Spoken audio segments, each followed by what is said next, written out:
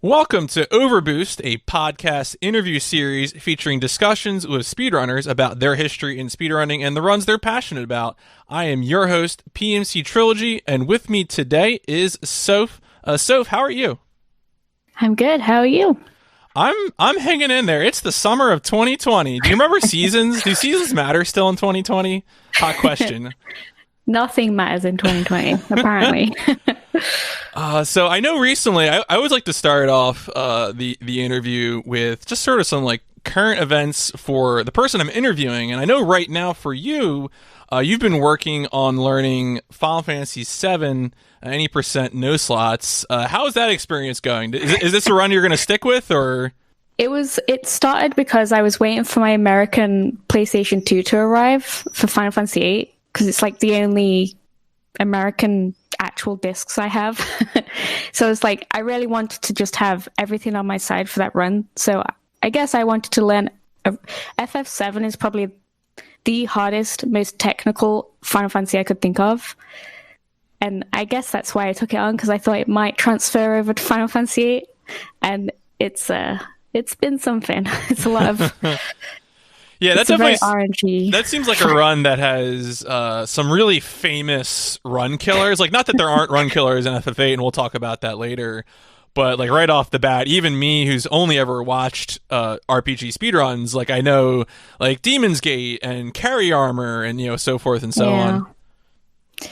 It's something that I think no slots was I don't know anything about slots, so no slots was like just the natural decision.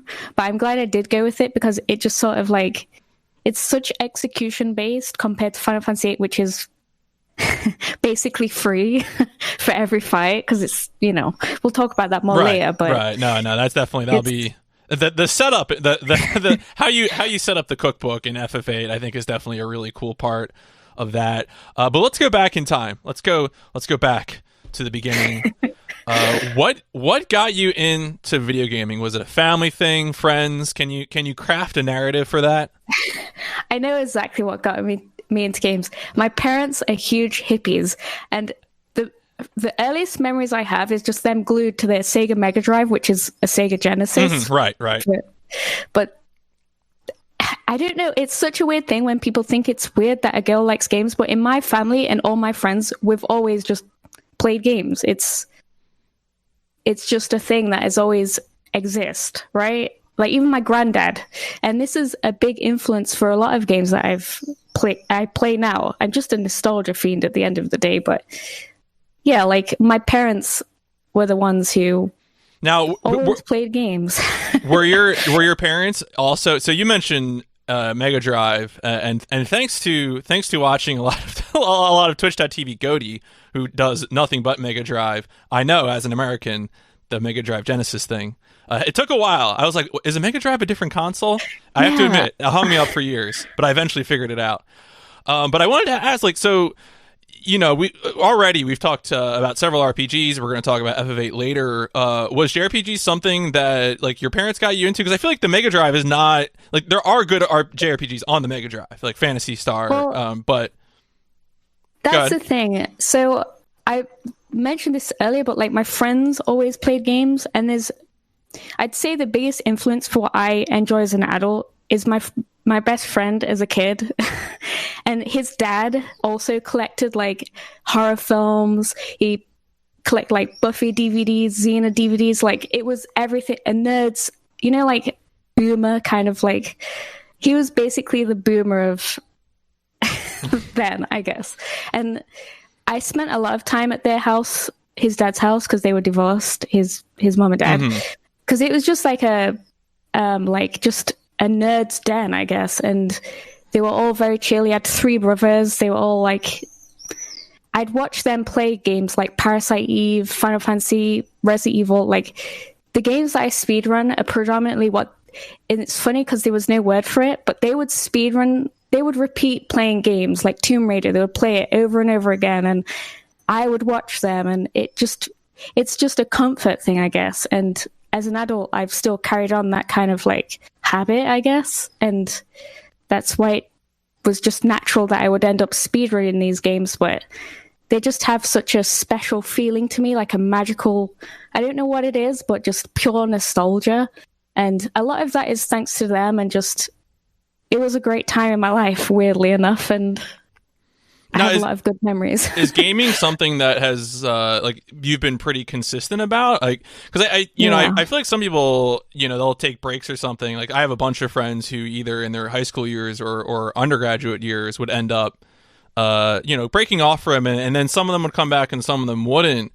Do you feel like you've been pretty consistent with games up until the point where you got into speedrunning? Yeah, I've always played games. I've not necessarily played it as a community, if that makes sense. Like, there's been periods where I've played games very isolated and just never thought about the community behind it. But for the most part, I've always been playing games. It's something that just makes me feel happy. Like, there's been periods of my life where I've worked like 50-hour weeks, which I think is like the max anyone should ever do. I agree. I believe me, I am 100% there with you. I am an American who hates the workaholic culture. I hear you.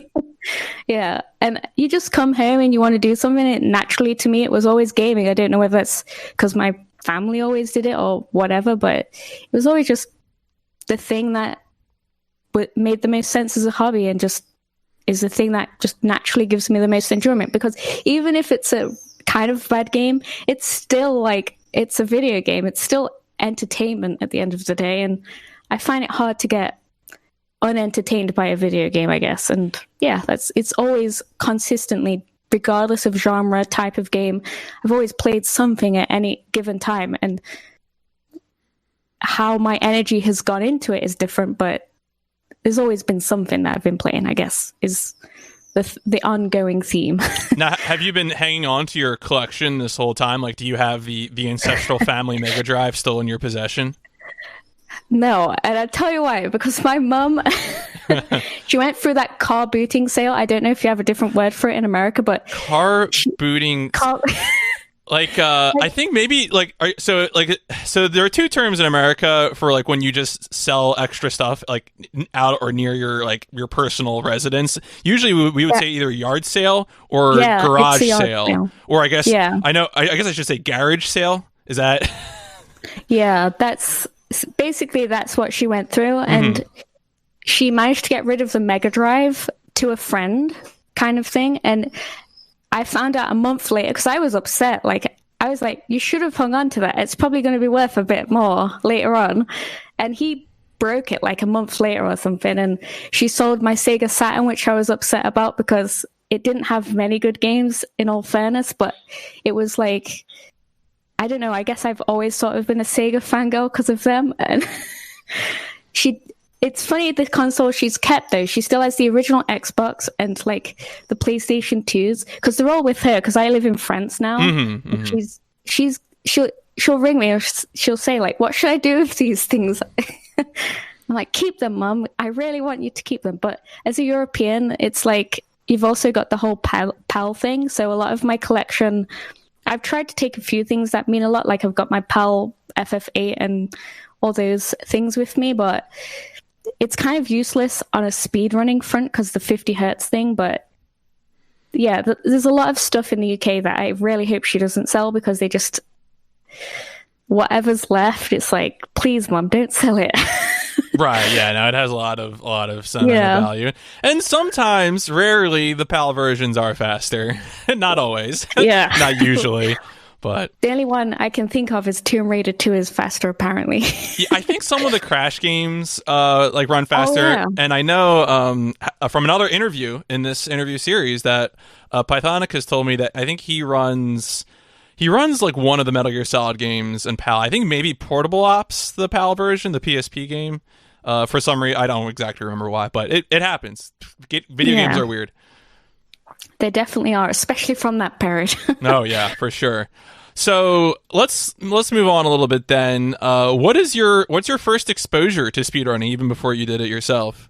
I guess like roughly my first exposure was my friend's dad, like playing games and repeating them over and over again. So I had a concept of it in my mind before Twitch, but Twitch just browsing randomly and like seeing speedruns of games I love, like Adam AK, for example, is one that sticks in my mind of me watching one of the earliest speedrunners. And like, you know, like just, I think it just came out of a boredom thing when I discovered Twitch and just kind of like browsing and finding out that other people speedrun games, I guess. And I came to it quite late because around my low 20s age, I was kind of too busy being a normie a little bit. No, I hear you. I hear you. Gaming culture, I don't know what to call it, but Twitch was sort of a thing that I discovered a little bit late, even though I had an account for a very long time. And yeah, like GDQ and stuff was really like my big exposure to how big a thing speedrunning was, and that I could do it. You know, like I watched a lot of people do things that I, for a very long time, thought was crazy. And I don't know when exactly it popped in my head that I could give it a try. But it definitely has something to do with like a combination of remembering my friend's dad playing games like Resident Evil and then watching, like, I remember watching a lot of Dara's Angel going for the Resident Evil 2 world record, and I think Resident Evil did, as much as I'm bitter towards it, a lot of me going into speedrunning was because I was watching a lot of Resident Evil runners at the time when I was wanting to start speedrunning. So it's, yeah, that, I guess. Yeah, no, I mean, that makes sense. I think it's interesting, the people I've interviewed on this series, like some of them have turned out to be like ancient ghosts who were involved in SDA and like streaming on Justin TV. And then also, there, you know, thankfully there are people like I think you would be who spend a good time lurking before ever really getting involved in it yourself. So then from there, it sounds like a Resident Evil game was the first one. Like, let's go through what's the actual first speedrun that maybe you did by yourself, or also maybe that you streamed on Twitch. The first speedrun I streamed on Twitch, but I probably speedran things like as a kid, but I honestly wouldn't be able to tell you. Like, me and my friends sort of had challenge stuff going on as kids, and we would talk about it. But that is like, whew, that's a long time ago. But the first game that I streamed on Twitch was Resident Evil 1, because I was kind of streaming on my evenings because I was working a lot at that period, and I kind of discovered Twitch and realized you could stream and just... I wanted to try something out, and my friends who were hanging out in my stream at that time, like, were like, go for it, you enjoy it, do it. And it's funny because Pastor, my boyfriend in real life, he speedran Resident Evil 1 for a very long time, like a very long time ago, but he never really took it seriously. But I think he was the one who made me just like go, you know what, go for it. And it happens that Resident Evil 1 is a very easy speedrun to learn because it's not very complex. But now, is that the OG RE1, or is that okay? So it's the original, the PS1. Yeah, the 1996 one out, something like that. Not remake. Yeah. Okay. But yeah, I guess Resident Evil is such a basic kind of run because it just literally go from A to B, I guess. And Resident Evil 1, like, it has so many small things that make it a lot easier than the others. But because of that, it's the one I've put the most time into, but I could still go back to it if that makes sense. Whereas the others, it's like, ugh, no. But I guess you sort of always have a soft spot for the thing that you do first, or at least I do. And yeah, Resident Evil 1 was perfect for what I needed it to be. I hear you. I think my first one was Just Cause 3, and God, that PC port is a train wreck, but I still think about it. You know, it was the only game I ran for a long time. But well, now, so did you sort of think of yourself just as a Resident Evil speedrunner, or did you what made you branch out into other things? It's funny because I only ever thought I would do that as like a little experimental thing. I didn't expect I would ever really get better, if that makes sense. Like, I had a very low expectation, and I sort of it's the kind of run where you steadily improve. You can be really bad at it, but keep improving, and it's not very execution based or anything like that. So I kept improving, and I was like, hey, maybe I should learn another Resident Evil. And I did. And that was a mistake. I should have branched out to other games earlier, because turns out I don't actually like Resident Evil speedrunning. But yeah, I kind of got stuck into that mentality of being like, plus, like, you know, when Twitch and you start to gain like followers and stuff, and you mentally like, oh, that was kind of a good stream because like a bunch of people. And at this time, like, I don't remember exactly how many viewers I had, but it was a like really low key, not many people popping by, and you could visibly see when there was more interest. Sure. So I was kind of like, well, I better stick with the Resident Evil thing. But then when I did try other things, I realized I didn't really like it that much, and it was like too tedious for me. And I guess I thought back to like enjoying other runners and their games, like Adam AK. I loved his streams. Like, he was the chillest dude. So Vice City was like one of the first ones I wanted to branch off from, and I'm pretty sure it was the first one that I branched off onto. But I always wanted to speedrun what I enjoy as a casual game and just see what it felt like as a speedrun, and that's pretty much the mentality I've always had adapting to new franchises. It's just, I like that game casually, so I'm going to try and play it speedrun, and it hasn't failed for me yet. No, that's good. I think that's, but it also, you know, gives you sort of a healthy variety. Let's get some. So actually, I guess I was curious. What do you feel like are, because you mentioned the viewership thing, and I know you've been, you know, moderately, you know, able to grow your stream. Do you feel like there are particular games that are viewer bait? Because, you know, I've been around GTA speedrunners for a long time, and there's a particular game that they often talk about as being the viewer bait game. Have you kind of come to associate that with any of the games that you run? There's always that thing at the back of your mind, like, oh, like FF7 was like viewer bait, kind of. It's weird, like like I don't care that much about Twitch side, but it's nice when you do reach some success. And like, it's hard not to notice when something's viewer bait, but it's also important as a human being to remember that you need to enjoy what you're doing. And I try not to like get stuck into that comfort zone of, well, it's good for my channel. I'd rather grind something that I enjoy and I feel I'm learning from, if that makes sense. Mm-hmm. And that's why I could just focus on Final Fantasy VII, and I feel like that would be the best because it has the most viewers, probably, as far as Final Fantasy runs go. But it just, I think for me personally, I need to actually thoroughly enjoy the speedrun. And Final Fantasy VIII was one of those things where it's not viewer bait. A lot of people hate Final Fantasy VIII, but it still turned out to be good for me. And that's why when people ask me about Twitch, I'm always like, just do what you enjoy. And if it doesn't work out, it doesn't work out. If it does work out, it does work out. It's like, it's such a complicated thing, but I try to focus on what I enjoy as a speedrun, I guess, is what I'm trying to say. Yeah, no, I think that's the way to, and that's the way to, you know, to be healthy about it, right? You know, yeah. you don't want to see, you don't want to play San Andreas, you know, just to get viewership and then hate San Andreas and never do anything else. There's, like, when people grind in Resident Evil 2 Remake, which I did dabble in because, you know, it was a huge deal for the Resident Evil community, them remaking a game.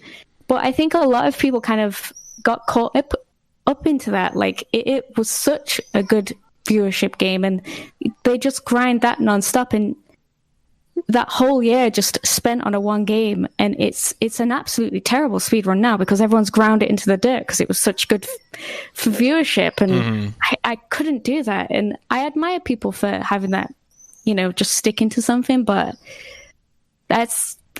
I could never. Yeah, no, I hear you. That's absolutely. Yeah. All right, but, let's over you go ahead. I was just gonna say, it's like I don't know what I was gonna say. Let's get some takes here. What of all the games that you've done a run of, what is the favorite one? What do you feel like you've enjoyed the most? Absolutely, without a doubt, Final Fantasy VIII. It's my favorite game. If anyone ever asks me what's my favorite game, Final Fantasy VIII. And if the run is such a good run because I wanted to learn it for a very long time, but because it's so long, I was like, oh, that must be horrible to run. But I started to learn it, and it's so unforgiving and yet has such a big learning curve, if that makes sense. Like anyone, literally anyone could go, I want to do a Final Fantasy VIII run. Follow some notes, you can finish a run. And I literally did that my first time. I think I got like 9 hours 30 on PC, which is a pretty bad time. But the point is, I finished a run and I felt good about that. And to enjoy a speed run of a game that you love so much and just gives you that kind of like pure nostalgia, good vibes, is the best thing you can ask for as a speedrunner. Like, there's nothing worse than loving a game and having it ruined by it not being a good run. But Final Fantasy, pretty much everyone in the Final Fantasy community is always like, what's your favorite run? Final Fantasy VIII, because it's just a good, it's nice. It's a nice run. So yeah. Yeah, no, I hear that. All right, well then I have to get the reverse one though. Of all the games that you've done at least one run of, what is the worst? Resident Evil 2 original. Resident Evil 2 original. Okay, I was really sometimes because I always ask these questions every interview, and I was like, I wonder if Soph will give me the RE2 remake. But no, Resident Evil 2 original. Why is that? It's got so many cutscenes. I put a lot of time into it, but didn't ever approach it from like an efficient way, if that makes sense. Mm-hmm. I think that was the one I went to after Resident Evil 1, and I kind of did it out of like, oh, it feels like that's the logical next step, right? To go to Resident Evil 2, but it wasn't the thing I should have done. Should have actually done what I enjoy, which is probably not Resident Evil. But anyway, right, just the amount of cutscenes in it, you just sit there like, it feels like 90%, and it's ironic because Final Fantasy is obviously a lot of cutscenes, but there's something about Resident Evil that's just, no, I can't. I don't know. It isn't a good speedrun in my opinion, but I know a lot of people do love it as a run, so yeah, for sure. I'm just trying to get a sense of your personal preference. I'm not asking you to take shots at the Resident Evil 2 speedrunning community, unless you want to. And in which case, that'll drive listens too. I'm all here for it. All right, if you want to start drama on the interview podcast, spill the tea on. No. Like honestly, every community I've ever been a part of, like I only have good things to say about people. But Resident Evil 2 just wasn't. Whatever it is, it just is the anti to everything that it's the anti-me speedrun. Mm-hmm. All right, well, go ahead.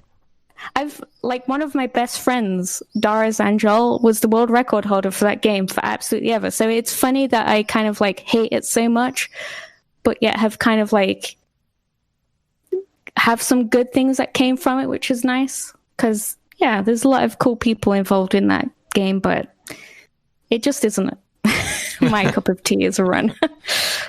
Now I'm going to ask one more question. Usually I just do the best and worst, but just because you've done a bunch of Resident Evil games, I wanted to ask if you are you just totally out of Resident Evil, or do you feel like there is still a Resident Evil game that's your favorite? Maybe the RE1 or whatever. It's, like after Resident Evil 3 remake, like it's funny. I think maybe if you would have asked me this like a couple of months ago, I would have been more positive. But Resident Evil 3 remake was such a frustrating run, and it legitimately took me like a week off to go and reset from that frustration, if that makes sense. And Resident Evil 1 Classic is definitely the only run that I could go back to, just because it's not frustrating. It is frustrating because it's so simple. And I think the simplest runs are the ones that end up the most optimized, therefore the most hard, the difficult. Like, beating a human is harder than beating, like, artificial difficulty. Mm-hmm. And the world record for Resident Evil 1 Classic is just insane. Clicks Gaming he asks of himself perfection, and it's crazy. But I think I'd never really go for world records, so for me it's all about what I enjoy, and Resident Evil 1 is the one that's just... I could actually go back to it. The others just stray a bit too far into that tedium level. Even the Resident Evil 2 remake and Resident Evil 3 remake, where there's a bit more mechanically there. They've been grinded too much.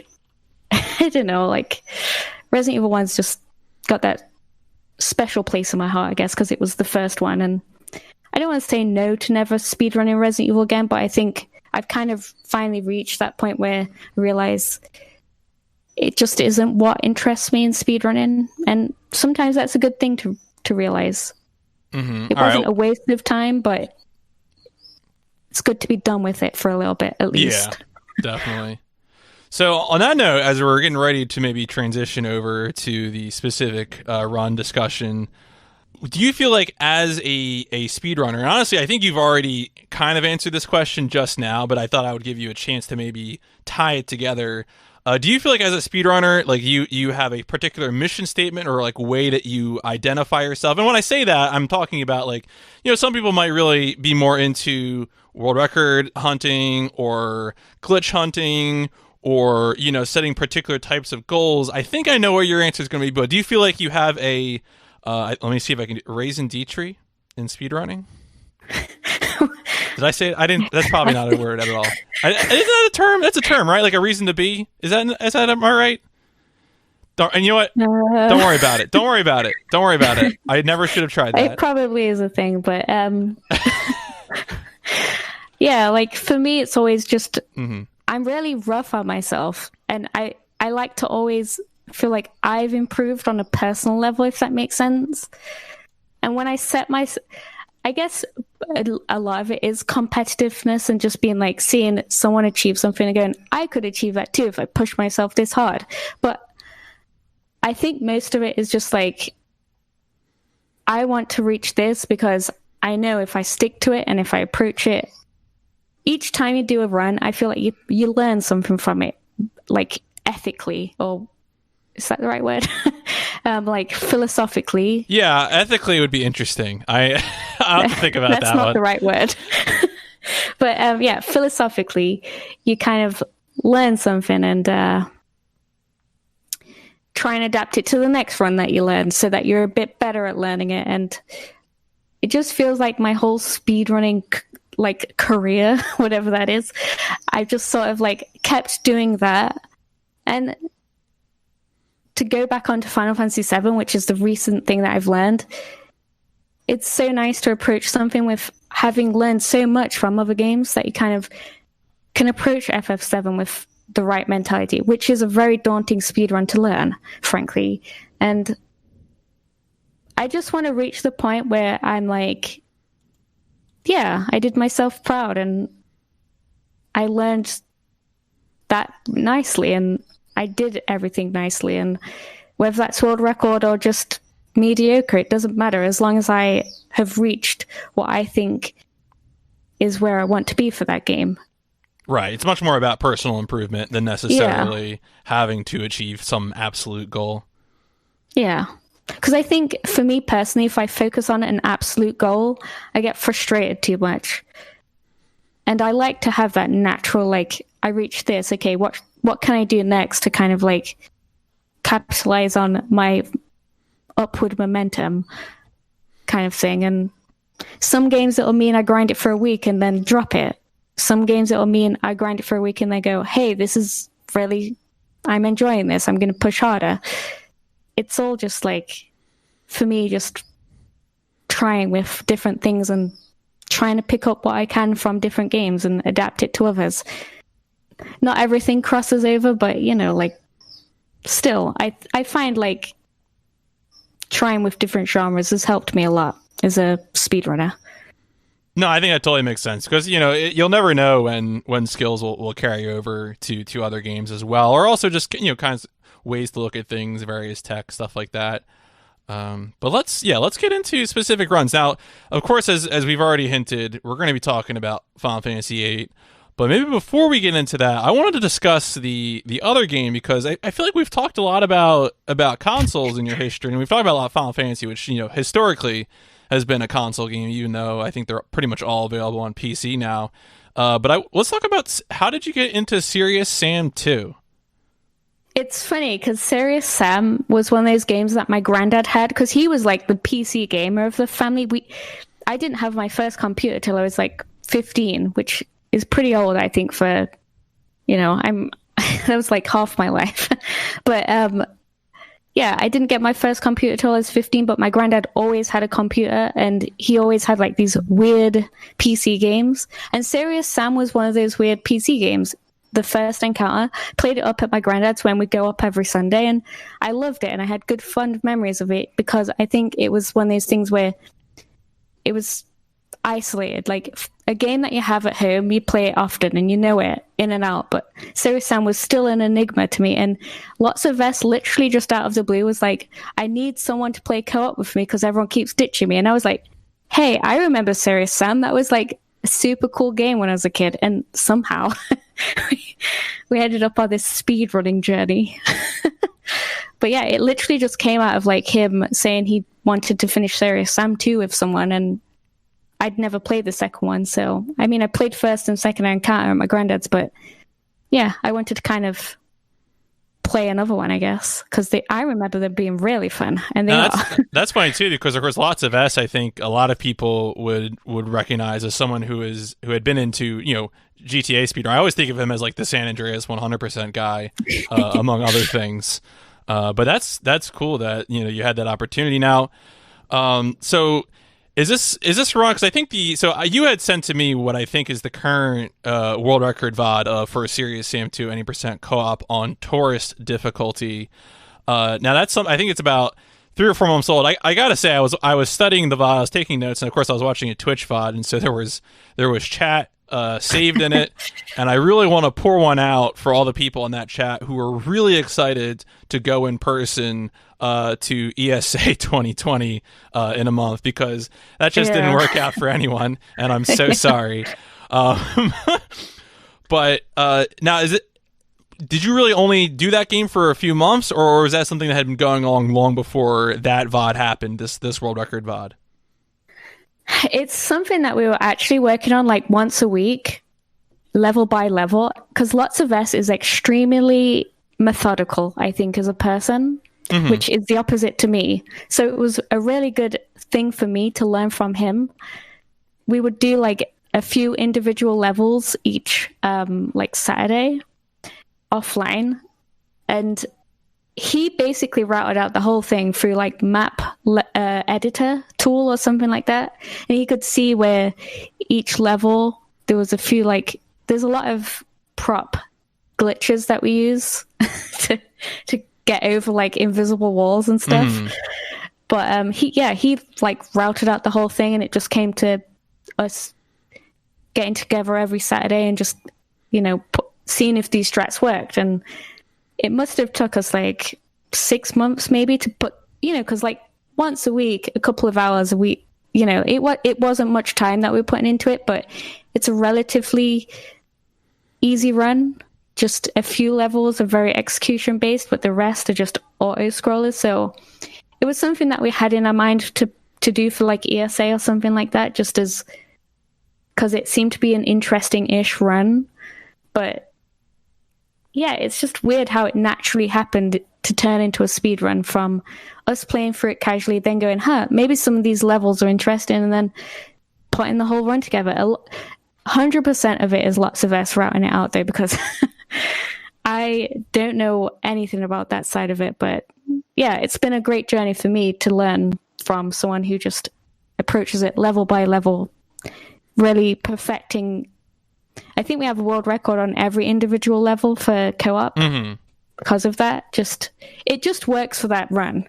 I'm not saying that individual levels work for every speedrun as an approach, but for this it worked, and it was nice for me to learn from Lots of Us, I guess. Now, do you have favorite tech in the run, or is there particular? Because I watching the run, I noticed that it seemed like there were some types of tricks. You mentioned a lot of like the prop boosts and stuff like that were being used. I have some other questions about things, because there's definitely some stuff in this run I watched and I was like, what the hell is going on? But did you want to highlight something first before I asked questions about things in the run? I think the most interesting strat is the one where we get 150 serious bombs. Yeah, how did you do that? I could not follow that. So it's actually an error in the code, and I can't remember how it happens exactly, but it's just literally an error with that specific level.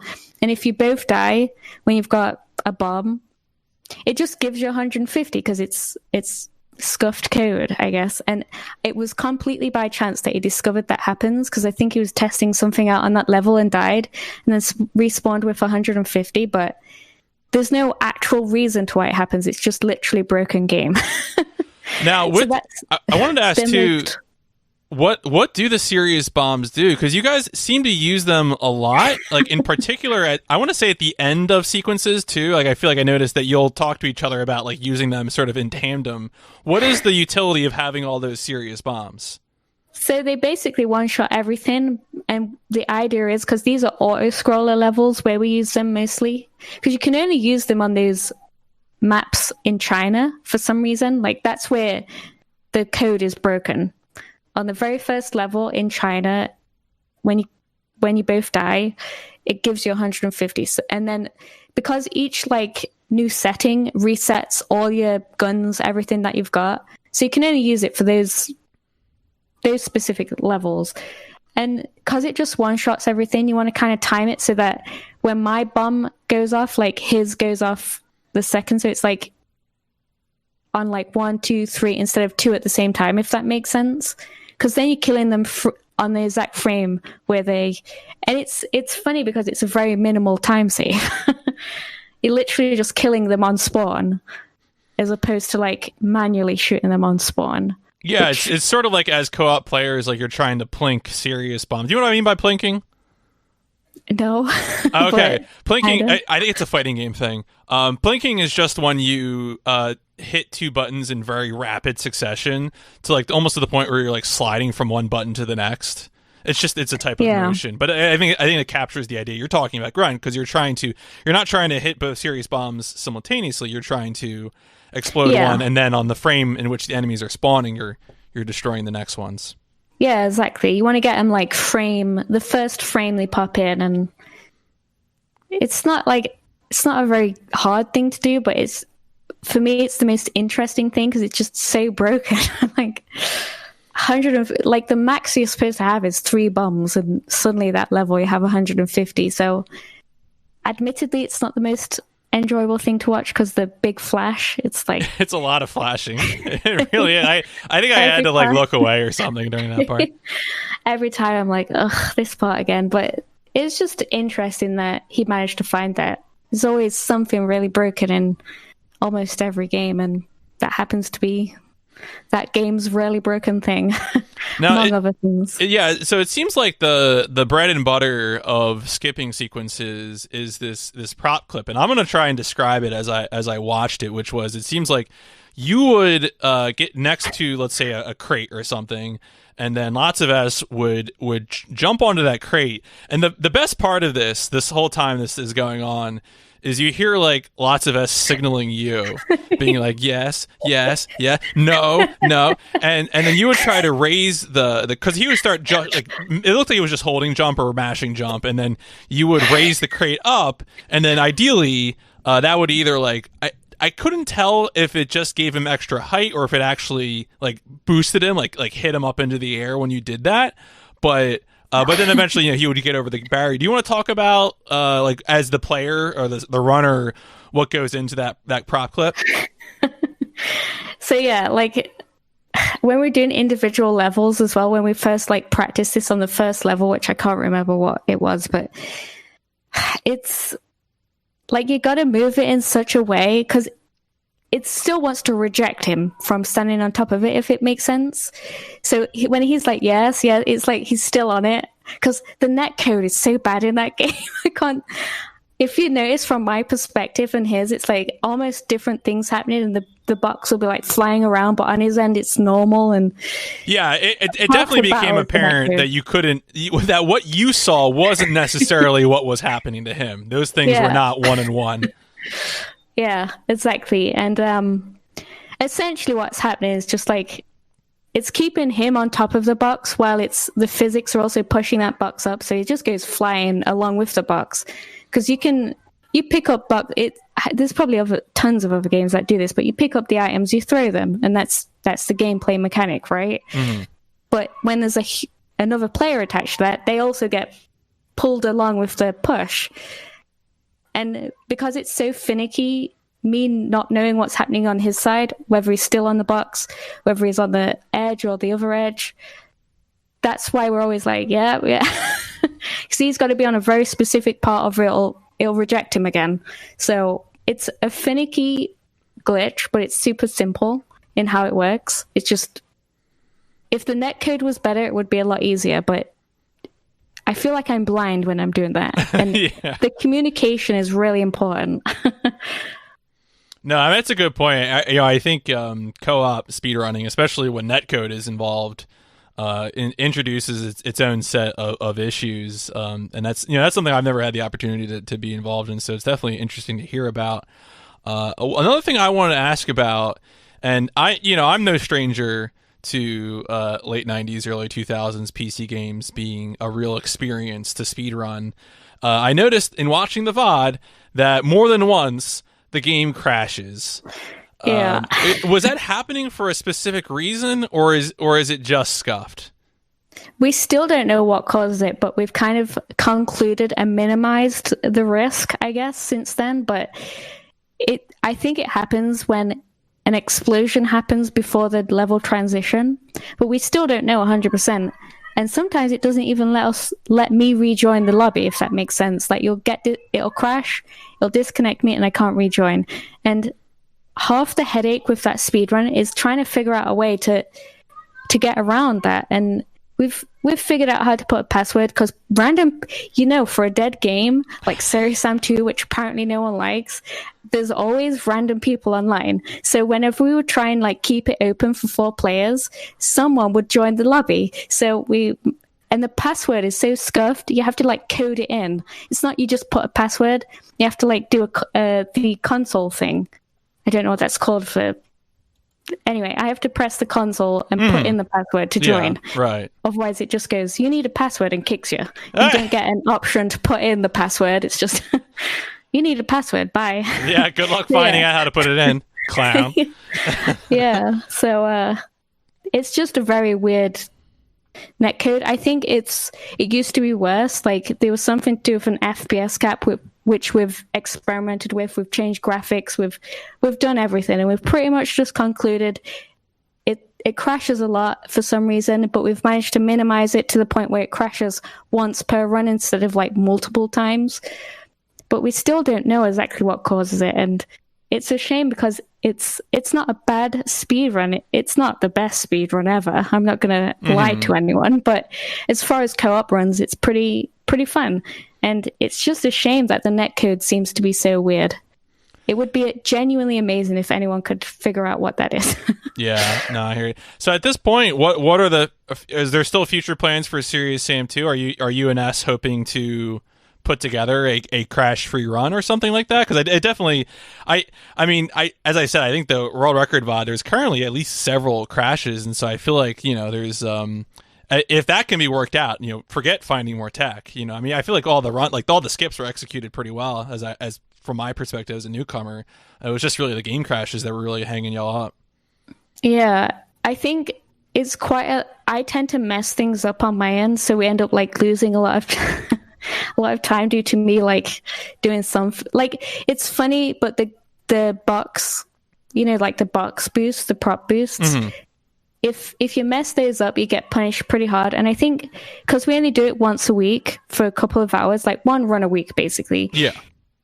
We kind of put all our eggs into one basket each week, and obviously with scheduling and a bunch of stuff, we've kind of had to skip a few weeks. And there's definitely the long-term goal of getting the run, not perfect, but everything went well. And even last week, and this is horrible to remember it, but lots of S's internet just straight up shut off, and we were 5 minutes ahead of our world record pace.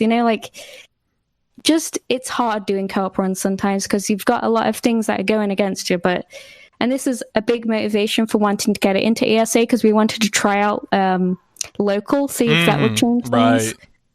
But so far, nothing's really aligned as far as the perfect run, but I think doing it once a week for like two hours or whatever the run is, like 2 hours 30, is not a big commitment. So it'll eventually get there because it's not a very hard run per se, but it would be nice if we did manage to, even just one crash would be great, you know? Definitely. I think we'll definitely get there. We've been on that pace a lot of times, so. No, that sounds great. I mean, that sounds like, you know, you we're all adults. We got to manage our lives and our time, and you know, and then, but you got to process. You know, I think too, some of the things that you've said about speedrunning and setting goals definitely speaks to that you're going to be at I think you're most healthy personally when you set goals that actually make sense, and that you're not, because you know that's like part of why it's not a good idea to always think like world records or something, is because you want to set goals that make sense for you and that are also realizable and achievable, you know, in a reasonable time frame or something like that, you know. Yeah, and I think that's the thing I enjoy about Serious Sam. I look forward to the Serious Sam sessions because it's like we know the strats. We essentially created those strats, so you don't have to like practice them. We know them, we know that game in and out, and it's just a matter of like getting together and do the run once a week maybe, and it's like commitment free almost. It just comes down to getting that run going with your luck, I guess, and it's nice to have that, and I think it will come together soon, probably. We even found a new strat for it I think it was like last week, optimizing one of the levels. So I think there is still stuff that'll click with us and go, why are we doing it this way? Or maybe he'll have a look another look in level editor and go, we can kind of get around this. But it's very much like because I speedrun JRPGs pretty much entirely now, so my week is full of that. And I know that S does quite a lot of long runs recently with like 100%. I think he was doing Vice City or something crazy again. Yeah. So, you know, like we both, if we did knuckle down to do it, like grind it day in, day out, it would be done very fast. But it's kind of like, it's nice to have that long-term project, I guess. Oh yeah, no, absolutely. And that also gets into like with co-op. I mean, speedrunning is already social just because of collaborating on the route and things like that. But literally, you know, co-op is very specifically social, and to work it into your schedule that way, I think is a way that makes sense. And there's another exciting thing as well. Like one of the moderators for Serious Sam, I think he moderates like all of them, wants to help us to do like 3 people co-op, which I think could be super exciting because there is a few levels where having that third person would be pretty good. So I'm looking forward to just, you know, seeing where that can go. And it's Serious Sam 2 is pretty much like overall generally not liked as a Serious Sam game, but as a speedrun, it's quirky enough to interest me, I guess, and be interesting to see what happens when that guy joins us for the co-op runs. Sure. All right. Well, let's move on to the real main entree, Final Fantasy VIII. So for this, I had looked at, you know, speaking of internet troubles, I had looked at your Final Fantasy VIII run from Frost Fatales 2020, and which, you know, internet issues aside, seemed to go reasonably well. One thing I wanted to ask up front with like really, really, really popular games, we already touched this in a little bit with Resident Evil, but with really popular games, you tend to get a lot of versions of those games, and Final Fantasy VIII is no stranger to versions. Is there a particular like version that you prefer running? Without a doubt, the PlayStation 1 version is the most enjoyable as a speedrunner because the PC versions, they're fine, but they have a lot of like FPS.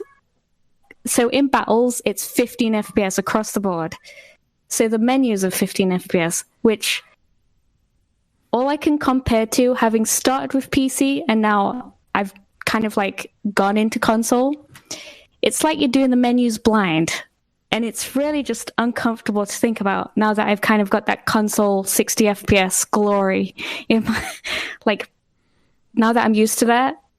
60 FPS versus 15 FPS is a world of difference, is all I can say. And battles are a big part of Final Fantasy speedrunning.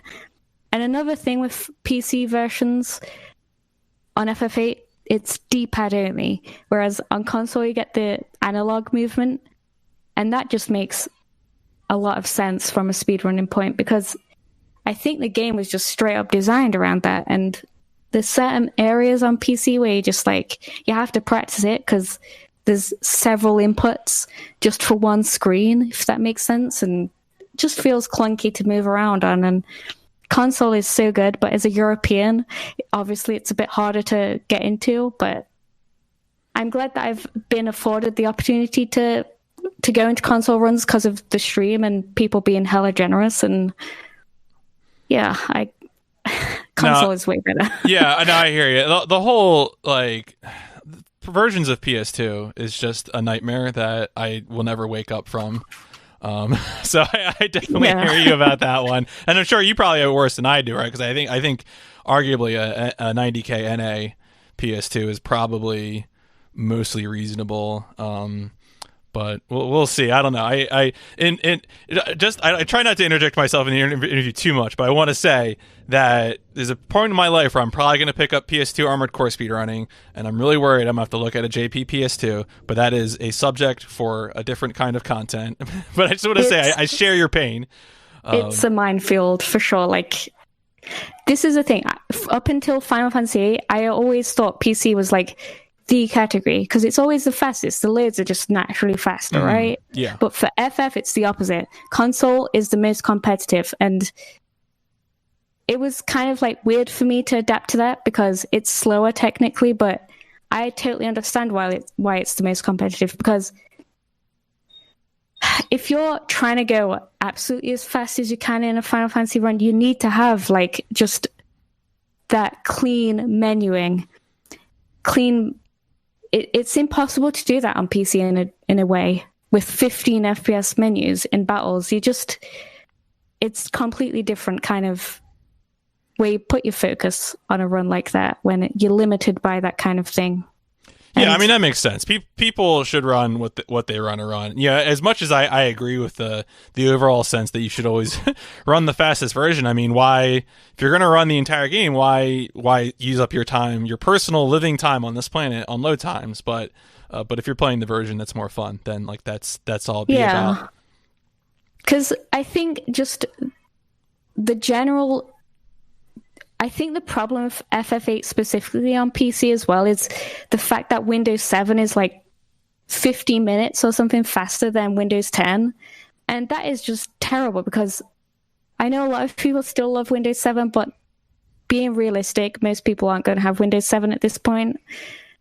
And 50 minutes is a lot of time and just hella off-putting from a speedrun's perspective to go, I need to dual boot this, and I went through that, and I can guarantee that it's not very easy to do on Windows 7 because maybe it was just the version I was trying to install, but it took a day to get me to do all that. No, 100%. So I definitely think as time's gone on and I've gotten more into Final Fantasy speedrunning culture or whatever you could call it, but consoles definitely take a lot of the stress of PC jank with old games off your shoulders, and it just is generally the better version to speedrun, which is nice as a speedrunner. No, definitely.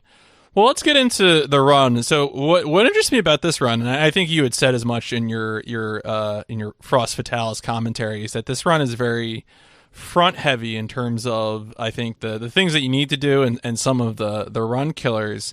And because in particular, I feel like within maybe it's like the first like 30, 40 minutes, you're putting together, I think, what I identified as like the three ingredients of like the setup that carries you through much of the game. Yeah.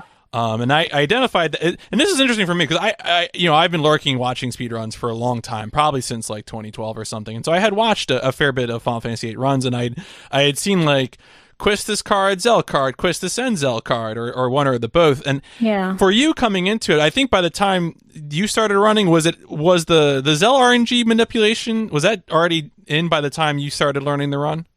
Yeah. Well, the very first run I did, they already had the Rng Manip stuff, but I looked at it, took one glance at it, and was like, that is way too big brain for me. So I learned the Quistis only route, which I actually wouldn't recommend because it's actually a lot harder. But yeah, they already had the Zell card stuff routed out, and yeah, it was already right. And so, you know, I think a lot of people know about Final Fantasy VIII and Junction, but the idea in Final Fantasy VIII for the speedrun, and this is, even if you haven't speedrun the game or watched a speedrun, everyone knows that you can get magic, and then you can junction that magic to your stats, or you can do other things, you know, through the Guardian forces that you equip.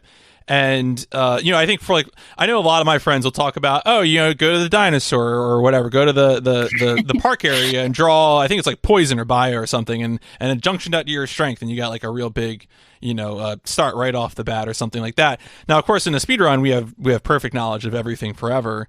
So we know where to get the Quistis card, the Zell card, and then if you want to talk about also the other thing, which I've seen, I have watched some runners reset on fish fins so many times, but you want to talk about just like the recipe of those three things and like what they give to the run. Well, the only time when we like go out of our way to draw to get anything like resource wise or grind anything, I guess you could say, is fish fins, because you have to remember that Quasicot, I don't even know if I'm saying that right, but that's close enough. I think people know what you're talking about, yeah.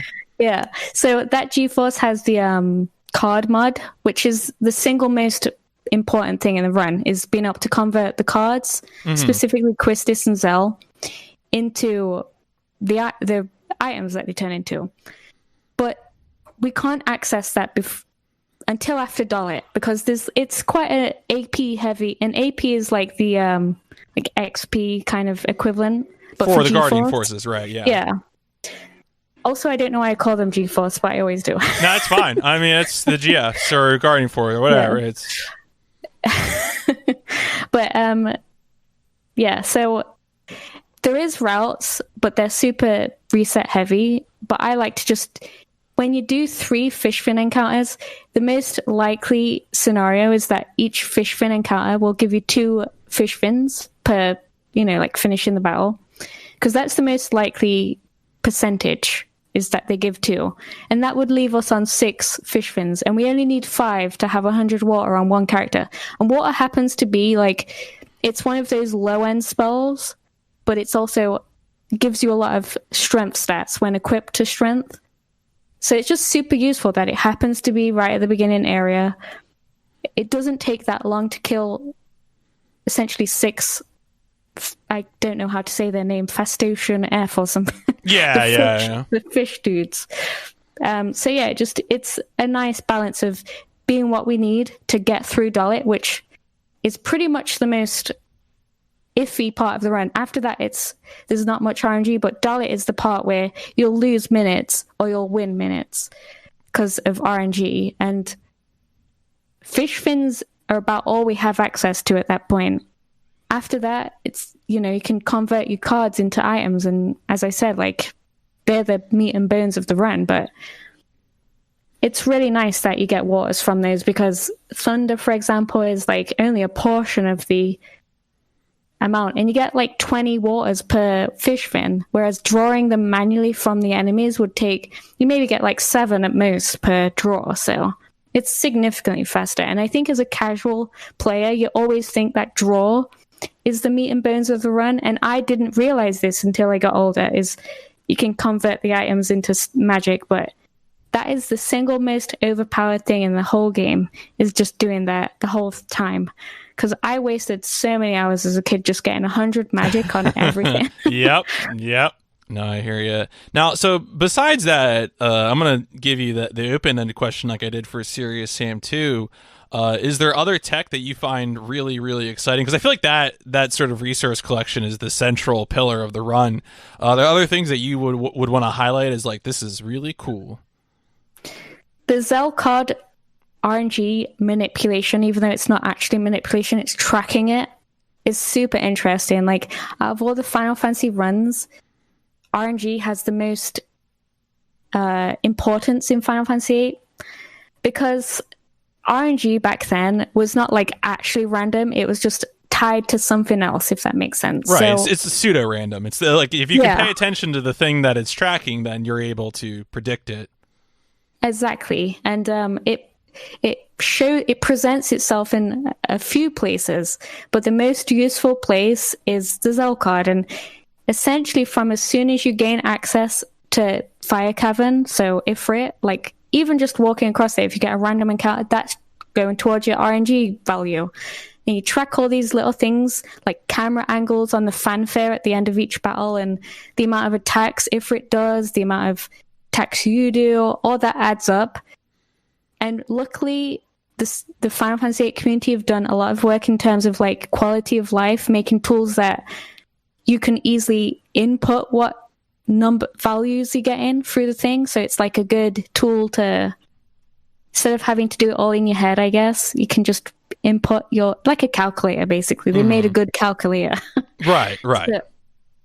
So yeah, you just track all the number values of what you get in throughout until you play cards after the dollet section, and then depending on which value you've gotten throughout that hour of the run, also the tool lines up. So just say I had 386 is a value based on which RNG I've gotten from start to an hour in when we're about to play cards with Zell's mum. I put 386 into this tool, and it gives me a window as to when to press play on the NPC, and then there we go, Zell card, first try.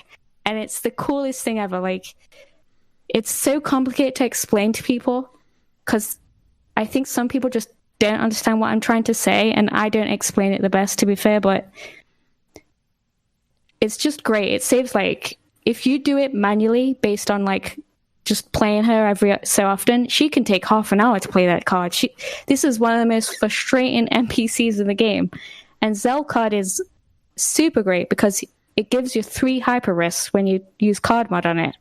And hyper risks give 60% strength each Guardian Force or G-Force or right. that you give it to. So, like, we're talking 60% strength on 3 characters. It breaks the run entirely. And the difference between difficulty and RNG on the Zell card route, Zell and Quistis card route versus just Quistis card route is insane. So Pingval, a Japanese runner, figured all this out, and just mad props to him, because and this is all before I came to the run, obviously, but just the sheer engineering of the game just fascinates me so much. And step count is, again, related to this kind of engineering aspect of the game. Step count I could just talk about for hours because it's relevant to so many FF runs, but oh yeah, and I don't even understand it properly. But yeah, I just love the engineering aspect of speedrunning, like just knowing what makes it work, if that makes sense. Because PlayStation 1 games were this weird time of technology where they would have these kind of scuffed ways around things and making it seem random through just tying it to other things. This fake RNG essentially is super interesting to me as a huge fangirl of Final Fantasy VIII and other Final Fantasies. It's great. It's just, I love that part about Final Fantasy VIII. I'm so glad it's part of the run, if that makes sense. Because it's really hard to track the RNG. And it comes into play a bunch of times. Like later on, when you gain access to the mansion at the end of Disc 1, the NPC asks you for a password, which you would usually have to travel back to find on like someone's sword or something it takes like 5 minutes to get it, basically. But because we know how to track the RNG, because it shows itself as these poles going through the window on the train, you just count those and you get the code through using a tool that will kind of like calculate which RNG you're on based on it presenting it in the train window. Then you get the code and you save 5 minutes, and it's just, there's lots of times when you use that RNG, and I can go into it if you want, but you know, like FF8 is the RNG counting run out of all the FFs. And it's nice from a viewer point of view as well, because they get to count too. It makes my life easier. But, Oh, yeah, it just feels like it has that little extra kind of thing going on compared to some of the other FFs. All right, so we're talking about RNG Manip, and I wanted to get into now the thing that carries on. I know a lot of the end of the run is that Irvine's limit break is mad broken, and so of course that means that you want to get Irvine into your party for the final boss fights, but that is not quite as simple an affair as it ought to be. Can you talk about that? So this goes back to the RNG stuff again. So on console specifically, on PC it's not.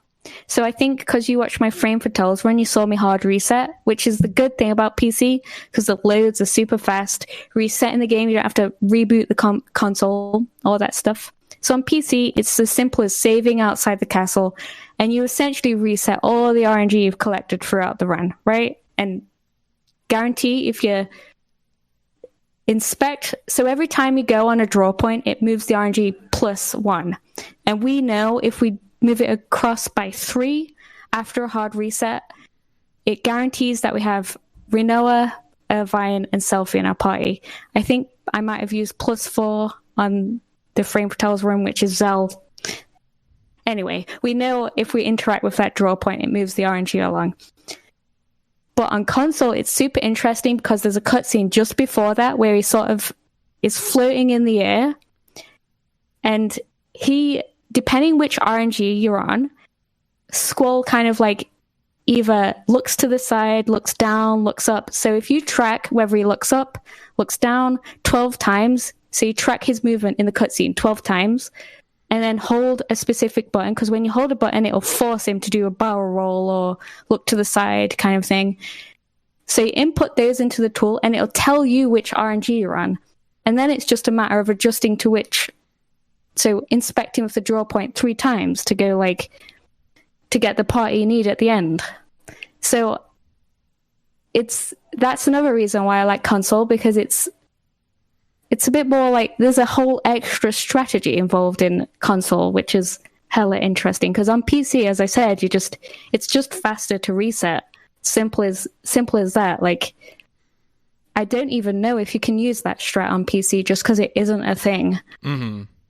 But it's just genuinely fascinating how much RNG plays into FF8. No, it's really cool. It's also really cool the way it surfaces itself, right? It's you know, it's not like you're reading the game's memory or something. Like the game is giving you all these visual cues, like power lines or ways that characters are looking, or camera angles, or things like that. Yeah, exactly. Like all you're doing, as far as like third-party programs go, is putting in what you get, and it calculate. It's basically a glorified calculator, because all the RNG is tied to the same thing. So if you're on, like, say, a value of 1,000 RNG at this point, because each RNG outcome has, like, a value, right? I don't know coding stuff, so I'm probably explaining this, like, really stupidly, but... Don't worry, I don't like coders either. They suck. I was never a coder, and I never quit that profession. Don't worry about it. But, yeah, so you're just seeing how it's presenting itself essentially in a cutscene, and it's super hard to do. It sounds like such a simple thing, but me personally, I always choke it at that specific point because I've done so many hours into PC that this console strat is like this super new thing to me, and every time I get there, I'm like, because you have to input it on the program the opposite way. So if he's looking up, it's down on the program, which is so confusing. Like, I even tried turning my keyboard upside down to do it. But yeah, it's just a neat little thing that makes such a big difference, because if you don't have Irvine in your party for Ultimecia, you have to kill everyone, because he's the highest level member in the party. And in Ultimecia, she'll spawn the lowest level party member first. So if I killed off Rinoa, for example, in my party, then it'll spawn Quistis because she's the lowest level, and Irvine will be the last. And even though Final Fantasy VIII, I don't know if I've covered this, but Final Fantasy VIII scales to your level. Ultimesha still has access to a lot of very scary spells, and she will kill you very easily compared to everything else in the game. So that is one fight you don't want to mess around with. And how people did that before, because it's like 3 years ago, maybe longer, they were doing it just blind. I do not know. I remember that. I can think of someone grinding that game, and they would just toss the dice when they got to that fight. Yeah, it's just crazy how nice it is to have not have to come down to like just sheer blind luck in the last 10 minutes or whatever. It's great when a run can engineer RNG to that point where it's consistent, if that makes sense. Because I think a lot of other FF runs, it is so RNG and you can't do anything about it, and it feels like such a losing battle. But this one, it's like it's all on your side. There's like a big sign in my brain when you're saying that last sentence. It was just flashing Final Fantasy IX over and over again. Yeah. Rest in peace, Final Fantasy IX runners. So what are your future plans for Final Fantasy VIII? Because I think you've been talking about, I feel like from lurking, you often stream during my workday, so it's very good. I'll lurk in your stream. And I believe you're working on getting a different console right now, because you're wanting to run on a different version, right, or a different setup. Yeah, I pretty much predominantly want to only run console from now on. And the funny thing is, the exciting thing is, the 90K American console arrived like 3 days ago, and I did my first run back on Final Fantasy VIII 2 days ago. Well, on Friday. My brain is all over the place, but yeah. What are days? So I'm really rusty, but I still managed to get an 842, I think it was, or something like that, which is, it's a start. I've been away from the game for a very long time, and console is still very much an enigma to me. And the last console runs I did was on a European console, but it was mod chipped. And I think with mod chipping, there's not enough research done on it, but I think it's very unrecommended, personally. My console would get red hot to the point where it was burning me to touch, and I don't know whether that's the mod chip, whether it's just the console, but it's nice to have like a untouched American console, pristine American discs. It's a great thing mentally to go into, because I think mentally I've always had that PC kind of like everything's good from the get-go. PC, everyone's on a sort of level playing field unless there's some random thing. Whereas consoles, depending which region you're from, it's harder to get access to, and discs are very, honestly, just a nightmare. Yeah, I mean, there's a coming reckoning when it comes to disc-based games in terms of disc rot and things like that, and being able to keep lasers working. That's probably outside the scope of this podcast, but I assure you it is also on my mind. Yeah, that's the only downfall to console runs, is the whole headache regarding that side. But it just feels nice to have this all ready, because I've wanted to grind Final Fantasy again for a long time, like ever since I stopped Resident Evil 2 Remake. It was like the first thing I wanted to do after going from a game that I didn't enjoy. First thought was Final Fantasy 8, but I'm glad I didn't, because Final Fantasy 7, and I do want to finish this off. I don't want to leave Final Fantasy 7, all the progress I've made in the last 3 weeks or whatever, just undone. It would be very nice to return to that, but again, procuring console stuff is kind of hard for me as a European, but sure. Going on Final Fantasy 7, which is extremely execution based, has passed over to Final Fantasy 8 to the point where I'm very excited to apply that to it, because even though it's basically the easiest Final Fantasy to finish, it's not the easiest Final Fantasy to get top 5, let's say. The world record, which Connor Cordell recently got, 816, is just insane. And I don't want to go for world record. I'm not about that, but I would really like to just grind it for 6 months and just enjoy every second of it, because I just love this game. Yeah, no, absolutely. It's unbounding amount of excitement to get on the grind, so it's a very good time for me. Awesome. All right. Well, let's take that as our cue to start winding down the interview. I have a few questions as we exit the proceedings. Now, this is an interview series with speedrunners. One of the things that I like to do is put together a little connective tissue between interviews, and I will typically ask a person a question that the previous guest gave me, and I'll also get a question from you for the next guest.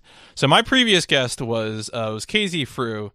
And he had this question for my next. Now, he didn't know who that was going to be. He said, if you could combine two video game consoles, what would you do? So combine two video game consoles into one console. What would your Frankenstein console be? Dreamcast plus PlayStation 1, I guess. And it's going to be a really weird reason, but the Dreamcast as a console is so broken, can like burn a CD and play it because it doesn't know that it's like a burned CD, and just the amount of weird stuff about the Dreamcast. It's just such a fascinating console, and I would love to have like, you know, I haven't touched on it, but Sega has been such an important part of my childhood because my parents, frankly, were Sega fans. Mm-hmm. They would not have Nintendo. It was Sega. And before I got my PlayStation 1, which was largely influenced by my friend having one and me being like, please, can I have a PlayStation? Sega's kind of crap. But it would be nice to have, like, I guess at the time, Dreamcast had so many dreams and like just great ambition when it came to a console, and then PlayStation 1 had the actual good games, if that makes sense. Right. I would just combine the two to have like the ambition of the Dreamcast and just the sheer good games of the PlayStation 1, just because they're so cool. I don't know. Just weird VMU stuff for everything in the PS1 library, exactly. Right? Just Dreamcast is so, it's like a magical console to me. Mm-hmm. Now, that does mean then that I do need a question from you for the next guest. You don't know who that's going to be. It's going to be someone who speedruns. I can confirm that. But what would your question be? And it can be as silly or as serious as you want. I can you give me like help? All right. Well, I don't know. See, it's hard because this interview series began as being focused specifically on mech speedruns. Like a lot of the initial ones that were done were sort of like mech based. But like for example, one of the previous questions was like, if you could do a crossover with this franchise and another franchise, what other franchise would you pick? Was like a previous one. Some of the previous ones were like who's your favorite designer? And with the mech stuff, it was mechanical designer, but of course you could do, composer, artist, stuff like that. So you could things like that, like silly creative questions. Who's your favorite this or that? I mean, you could start a bar fight and ask what's your favorite Final Fantasy. Really, you could be as traditional or untraditional as you want. Well, because I love music a lot, and because Final Fantasy music is a big reason why I speedrun Final Fantasy, I'm just going to say, like, who's your favorite video game? What's your favorite video game music, I guess? Okay, so it's what's your favorite video game soundtrack, maybe? Is that like a specific game? Yeah. Okay, that's a good one. It's funny, but for me, subconsciously, a big reason why I pick speedruns is for the music, like Vice City, Final Fantasy, maybe not Resident Evil. Like music is really important, and I think video games are very much iconic because of the music, particularly like PS1 era, where that's all you could work with really, is music was the one thing that could stand out, right? Mm-hmm. So yeah, what's your favorite video game soundtrack, I guess, is I'll roll with that. Now going forward, we all love 2020 in the future. Are there any future games or series that you're really excited to get into in the future? Because now, of course, we're in a world where Resident Evil 8 has just been sort of announced. We're sort of this post-Fake E3 Do you feel like, is there any particular games that you noticed that you're like, oh yeah, I could definitely see myself playing this at the end of 2020 or in 2021? It's funny because everything that's been announced, I find myself feeling almost distanced from it more. Kind of like what I see myself doing in end of 2020 and beginning of 2021 is more like just tapping into what I enjoy as in my childhood, like other Final Fantasy games like Final Fantasy X or Final Fantasy IX. You know, like when it comes to new games, I feel like Resident Evil 3 Remake really kind of burned me. And I've kind of realized that I want to just be a nostalgia fiend and really embrace what I want to do right now, which happens to be the Final Fantasy VIII grind. But Final Fantasy VIII looks really cool. A lot of games look really cool, don't get me wrong, but speedrunning wise... Wait, did you mean Resident Evil 8?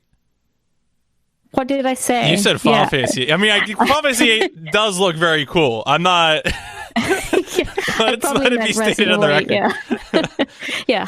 I always get confused when I'm like talking about... Anyway, Resident Evil 8, it does look cool, don't get me wrong. Mm-hmm.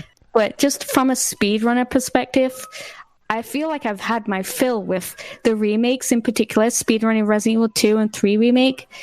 I don't particularly want to do that anymore. More power to people who do want to do it, because it's genuinely exciting to be, you know, when a game progresses and like all the strats get learned, it's the most interesting period for a speedrun. But yeah, like the new games look amazing, don't get me wrong, but for me personally as a speedrunner, I think this year and next year are going to just be about me going and playing games that I enjoy already, I guess. All right. Yeah, go ahead. There's a lot of negativity about... There's a lot of opinions on the internet, and I just don't have the personal fortification for that anymore. Oh, yeah. No, I hear you. Well, on that note, so I think we know what your future plans are now. We have firmly established that Final Fantasy VIII is in your future. Where can people find you? What are the hot internet platforms that I'm going to link in the podcast description for people to click on and find you? I mean, I pretty much only put my energy into Twitch, I guess, because it's like the most immediately close to speedrunning. I do occasionally shitpost on Twitter, so there's that, I guess. But yeah, pretty much only Twitch is where I'm heavily active, I guess. Awesome. All right, well, I think that is going to be about it. Thank you so much for coming on and sharing all the stories and your enthusiasm for speedrunning. It has been a great interview. Yeah, thank you for inviting me. It was amazing. Thank you so much. But I got one more request in order to end the podcast, which is that the name of the podcast is OverBoost, and so that's like, you know, like a jet engine rocket thing. And I'm going to say we're going to boost out of here, and I need you to do your best, like, rocket engine booster noise to end the pod. Are you good with that? Okay, I'm ready. Okay. You want me to go now? No, I'm going to say the catchphrase. I'm going to say, okay? Okay. Okay. All right, we're wrapped up. Let's boost on out of here.